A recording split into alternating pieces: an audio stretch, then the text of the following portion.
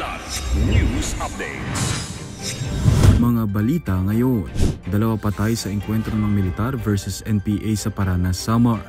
11,000 marijuana plants sa Sarangani binunot at sinunog ng otoridad. Residential area sa Tondo, Maynila tinupok ng apoy. Ako po si Cesar Soriano para ihatid ang mga nangungunang balita sa buong kapuluan. Ngayon, nasawi ang 2 individual na sinasabing miyembro ng New People's Army o NPA sa serya ng bakbakan laban sa militar sa Paranas, Samar, kamakailan. Ayon sa ulat, nag-ugat ang engkwentro dahil sa pagsusuplong ng mga sibilyan sa presensya ng armadong grupo. Agad itong inaksyonan ng 87th Infantry Battalion ng Philippine Army at tinugis ang grupong sinasabing parterang Yakal Platoon ng NPA Sub-Regional Committee Browser ng Eastern Visayas Regional Party Committee.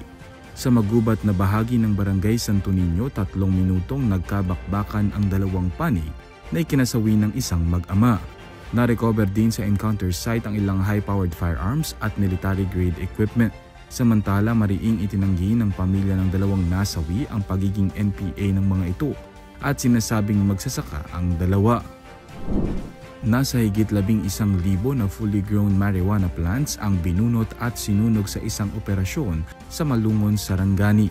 Sa joint operation ng PIDEA Region 12, 73rd Infantry Battalion ng Philippine Army, Philippine Coast Guard at Provincial at Municipal Police Units, natuklasan sa Barangay Blaan ang marijuana plants na tinatayang nagkakahalaga ng 2.2 million pesos. Agad din itong sinunog sa mismong lokasyon sa harap ng mga witness. Dinala na ang sample sa PIDEA Soc-Sargen Laboratory para sa pagsusuri. Inabot na ng pasado 1:00 ng madaling araw bago naapula ang sunog sa residential area sa Gagalangin, Tondo, Maynila na nagsimula kagabi. Ayon sa ulat ng Bureau of Fire Protection o BFP, sumiklab ang sunog sa Taladtad Corner, Hermosa Extension, Barangay 182 pasado 11:00 ng gabi. Umabot ito sa ikalawang alarma 11:32 PM hanggang sa maideklarang fire under control 12:53 ng madaling araw. 1:29 AM nang maideklarang fire out ang sunog. Inaalam pa ang sanhi ng sunog at halaga ng iniwang pinsala nito. Para sa Kidlat News Channel, ako si Renza Lenon, nag-uulat. Lord, conquer my fear, faith, and trust in you.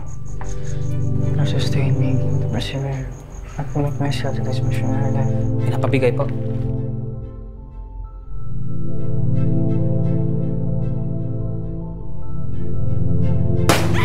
bitawan na ako! Morning, students! Brother!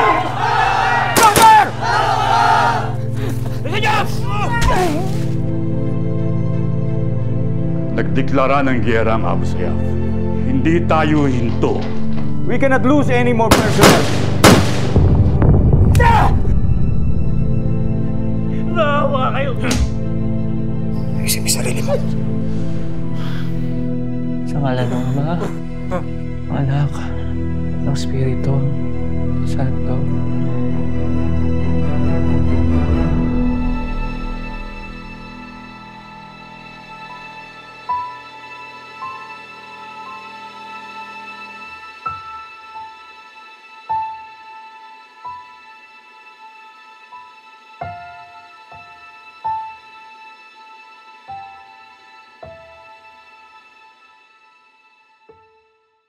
Ako po si Cesar Soriano, kasama nyo sa bawat pagbuto ng balita.